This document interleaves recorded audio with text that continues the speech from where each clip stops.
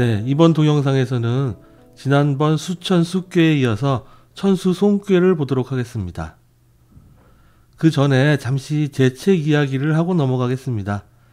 사실 주역과 같은 책은 가장 큰 문제가 그 해설이 완전하게 전해지는 것이 없으므로 각자의 상상으로 서로 다른 이론과 주장을 펼칠 수 있다는 점입니다. 이는 주역의 가장 큰 문제점이기도 하지만 어찌 보면 장점이기도 합니다. 그러나 각자의 이론과 상상으로 다른 주장을 펼친다 하더라도 원작자의 의도는 분명히 존재합니다. 그렇다고 원작자의 의도가 항상 옳은 것은 아니기 때문에 그 틈새를 탐구해서 각자가 새로운 주장을 할 수도 있지만 그렇다고 원작자의 의도를 완전히 무시할 수도 없습니다. 그리고 그러한 원작자의 의도를 파악하기 위해선 참고해야 할 여러 가지 고대의 철학들과 문자들 그리고 역사적 사건들이 있습니다. 저는 제 책을 쓰면서 제 주장이 단지 저희 상상으로 만들어낸 것이 아니라 그것이 실제 원작자의 의도와 같다는 것을 알리기 위해 무지 애를 썼습니다. 그러다 보니 매우 상세한 부분들까지 관련된 근거들을 다 끌어모아서 정리하고 그 과정에서 뺄 건 빼고 하면서 최종적으로 정리된 결과물이 제 책 해와 달의 노래 주역입니다. 그렇게 자료를 모으고 근거를 대고 이론을 설명하다 보니 책 내부에 한 편 한 편의 글들이 전부 전문적인 논문과도 같이 써져 있습니다. 그래서 동양철학이나 주역을 처음 접하시는 분들은 제 책을 처음 접하면 매우 어렵게 느껴질 수 있습니다. 그런 분들은 굳이 1권 처음부터 하나하나 다 따라가면서 이해하려 노력하지 않으셔도 됩니다. 어떤 책을 가지고 공부를 하셨건 주역을 공부한 분들 치고 한 권의 책을 단 한 번 읽고 주역을 다 이해한 분들은 없을 것입니다. 제 책이 어렵게 느껴지는 분들은 바로 각각의 괴들에 관한 이야기가 나오는 3권의 중천 건괴부터 시작해서 보셔도 됩니다. 그리고 그렇게 보시면서도 각 괴의 모든 걸 이해하시려면 매우 힘드실 것입니다. 그리고 각 괴의 이름에 대한 설명과 괴상 해설, 각 효사의 기본 해석 부분, 그리고 그와 관련된 역사적 사건들을 위주로 보시면서 먼저 주역의 각 효사가 말하는 것이 어떠한 역사적 사건을 말하고 있는가를 위주로 파악하시고 그 외의 이론들은 나중에 다시 볼 때 하나씩 더해가면서 보시기 바랍니다. 이렇게 먼저 각 효사의 내용이 간단하게라도 머릿속에 들어와 있어야 이론을 봐도 좀 더 머리에 잘 들어올 수가 있을 것입니다. 그럼 이제 천수송꾀를 시작하겠습니다. 천수송꾀는 앞서 나온 수천수꾀를 180도 뒤집은 도전꾀입니다. 서로 도전꾀 관계로 이어지는 꾀들은 그 이야기에 특별한 연관성이 있습니다.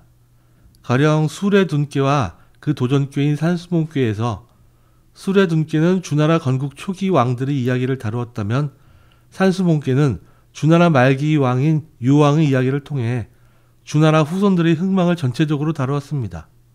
그리고 이어지는 수천수꾀는 주나라 문왕의 붙이는 계력과 문왕이 상나라와 군신관계를 맺으면서 생긴 일들을 다루었다면 그 도전꾀인 천수송꾀는 그러한 상나라와 주나라의 군신관계에 갈등이 생기는 과정을 보다 구체적으로 다루고 있습니다. 그리고 그 과정에서 다른 역사서에서는 전해지지 않았던 주나라 문왕의 소송에 관한 이야기를 중심으로 다루고 있습니다. 먼저 천수송꾀의 궤상을 보면 위에는 강한 왕을 상징하는 건꾀가 오고 아래에는 위험을 상징하는 물에 해당하는 감꾀가 옵니다. 앞서 말했듯이 감꾀는 상괴에 오면 영양물질이나 왕의 덕 같은 긍정적인 이미지가 위주이지만 하괴에 오면 위험의 이미지가 더 우선입니다. 그리고 수천수꾀에서는 강한 것을 상징하는 건꾀가 하괴에 와서 왕이 아닌 강한 신하를 의미했다면 천수송꾀에서는 강한 건이 상괴에 와서 강한 왕을 상징합니다. 수천수꾀나 천수송꾀나 모두 건꾀는 양이고 감꾀는 음이므로 전체적으로 음양의 대립과 갈등이 위주가 됩니다. 그러나 수천수꾀는 상괴의 감이 긍정적인 이미지가 강하므로 일단 영양물질이나 왕의 덕과 같은 긍정적인 이미지도 강하게 보입니다. 반면 천수송꾀의 하괴감은 위험의 이미지가 강하므로 음양의 대립이 더 심해져서 소송이라는 다툼의 상이 나오게 됩니다. 송자를 파자에 보면 말씀 원자와 공자로 나뉩니다. 우선 말씀 원자는 본래는 단지 입에서 나가는 말만 뜻한 것이 아니고 구멍에서 사람이 밖으로 나아가는 것도 포함한 의미를 지닙니다. 입에서 말이 나아가는 것은 구멍에서 무언가 밖으로 해방되어 나아가는 것이 하나일 뿐인데 점차로 입에서 말이 나아가는 것에만 특별히 언자를 사용하게 된 것입니다.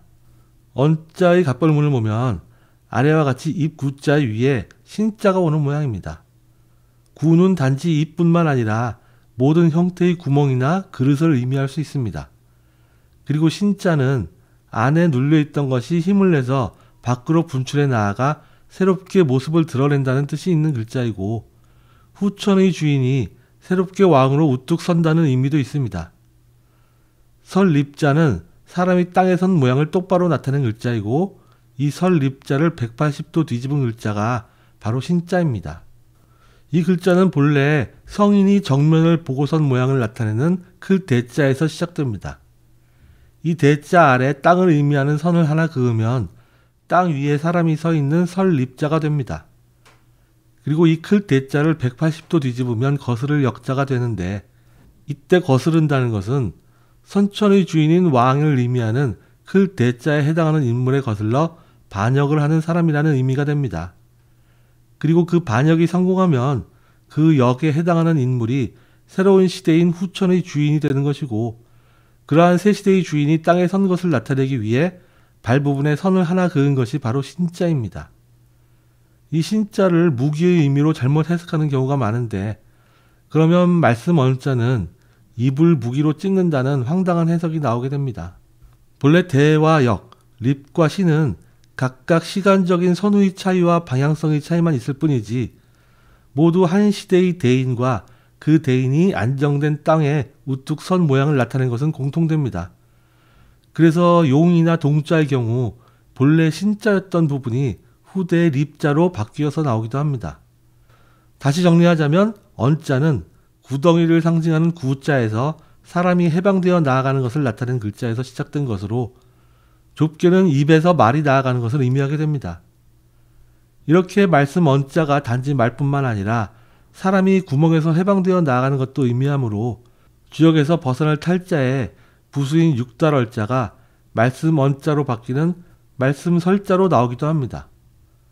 앞서 다룬 산수몽교의 초육효에서 나온 용설질곡이라는 문장에서 설은 말씀 설자인데 그 의미는 본래 벗어날 탈자의 의미인 것입니다. 그런데 주역에서 말씀 언자가 들어간 유언이라는 표현은 단지 말이 아니라 다툼의 말이라는 뜻으로 쓰입니다. 다툼의 말이 곧 소송이죠. 그래서 앞서 수천숙기의 2호에서 소유언이라는 말이 약간의 다툼의 말이 있었다는 말이 되고, 그것이 바로 이어지는 천수송교의 소송에 해당하는 것입니다. 앞서 나온 도전교인 수천숙교의 숫자에는 대자가 왔는데, 숙괴가 180도로 뒤집어진 괴상인 천수송교의 송자에는 대자가 거꾸로 뒤집힌 역자가 바탕이 된 신자가 나오는 것이고, 이것이 상괴의 건괴에 해당합니다. 공자는 설문해자에서는 공평하게 나눈다는 뜻으로 해석합니다. 설문해자에서는 공자의 위에 오는 팔자를 서로 등지는 배의 뜻으로 해석하는데, 저는 팔자의 의미를 그대로 살려서 해석합니다. 사실 둘로 쪼갠다는 것 자체의 의미가 둘을 서로 등지게 한다는 의미도 있는 것입니다. 그래서 설문해자에서 팔은 나눌 별과 같고 서로 등지게 나누는 것을 형성한 것이다 라고 한 것입니다. 공자에서 팔자의 아래 오는 사자는 후에 변형이 된 것이고, 원래 상나라 주나라 때에는 구자나 정자의 모양으로 나타납니다. 그래서 이것을 그릇의 모양이라고 보기도 하는데, 구자의 의미를 살려서 본다면 그릇의 내용물을 공평하게 둘로 나눈다는 뜻이 됩니다. 이것을 구가 아닌 정으로 본다면 정이란 무언가 단단하게 굳은 것을 뜻하고, 그 위에 이것을 둘로 나누는 팔자가 온 것은 단단해서 깨기 어려운 것을 둘로 나눈다는 뜻으로 해석이 됩니다. 이렇게 깨기 어려운 것을 둘로 나누는 데 들어간 팔자는 양쪽을 똑같이 나눈다는 의미를 반영하므로 어느 한쪽으로 치우치지 않게 공평하게 나눈다는 뜻이 되는 것입니다. 정리하자면 송자는 말다툼이나 소송의 의미가 있는 유언의 의미를 반영하는 언자와 공평하게 나누기 어려운 것에 대해 중도의 원칙에 따라 어느 한쪽에 치우치지 않는 공평한 판단을 내리는 공자가 결합된 글자입니다. 상괴의 건은 강한 왕이고, 언자의 위에 놓인 신자에는 후천의 시기에 새롭게 등장한 왕의 의미가 있습니다. 그래서 동물이 왕인 용을 나타내는 갑골문에도 머리에 신자를 쓰는 것입니다. 한편 하계의 감은 그릇이나 구멍 이상이 있고 이는 말씀 언자에 오는 입 구자에 해당합니다. 언을 입에서 말이 나아가는 것이 아닌 구멍에서 해방된다는 의미로 본다면 구자는 위험한 감옥과도 같은 상황이고 이러한 이미지는 하계에 오는 감의 위험이라는 이미지와 일치합니다. 한편 공평하게 나눈다는 공자에서 단단한 것은 상괴의 건에 해당하고 이것을 둘로 나누는 것은 내혹계 리와 통합니다. 리에는 떨어져 나간다는 뜻이 있기 때문입니다. 본래 고대에도 재판을 주관하는 관리가 있었을 것이나 국가적으로 중대한 일의 재판은 왕의 명에 의해 결정되는 경우가 많았습니다. 천수송괴에서 다루는 재판은 앞서 수천수괴에서 죽석인연의 문장을 이용해서 말했던 상나라의 문정이라는 왕이 주나라의 계력을 죽인 일에서 시작합니다. 이는 주나라의 힘이 커지는 것을 시기한 누군가가 상나라의 왕에게 주나라의 계력을 모함하고 상나라의 문정은 그 말을 믿고 문정을 죽이도록 명령한 것입니다. 그리고 계력의 아들인 문왕에게도 그 피해가 오려고 하자 문왕은 일단 관직을 내려놓고 자신의 읍으로 피해 숨어 지내면서 다시 재판을 통해 부친의 억울함을 풀 날을 기다리게 됩니다. 그리고 세월이 흘러 상나라의 왕 문정이 사망하고 뒤를 이어 제을이 왕위에 오르게 되는데 제을과 주나라의 문왕은 어릴 때부터 매우 친한 사이였던 것으로 보입니다.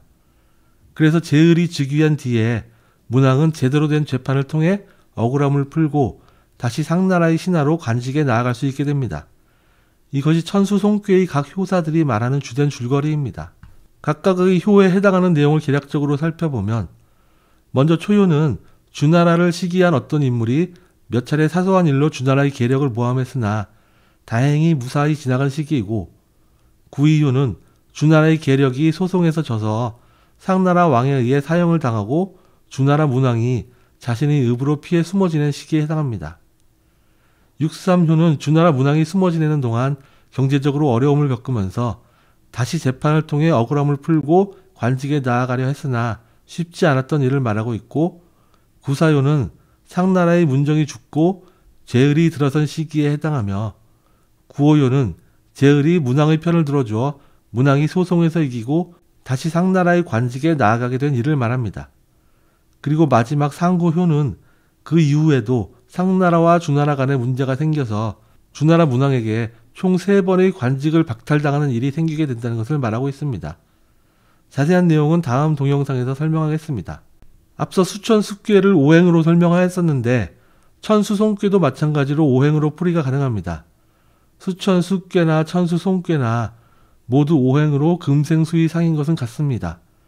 두 괴가 모두 안에 리괴가 와서 화극금의 작용으로 단단한 금이 수가 되어 흐르게 되고 이것은 신하가 왕을 보필해서 왕의 덕이 펼쳐지게 하는 의미가 있다고 했습니다. 천수송괴도 비록 수천수괴에 비해 더 위험한 상을 보이긴 하지만 궁극적으로 문왕이 신하로서 상나라를 왕으로 섬기고 보필하여 덕을 베풀려고 노력한다는 점은 같습니다. 수천수괴와의 차이는 천수송괴는 외혹괴에 손괴가 오는데 손괴는 상괴나 외혹괴, 즉 괴의 상부에 오고 아래가 양괴이면 아래의 하괴나 내혹괴를 억눌렀다가 풀어주는 역할을 합니다.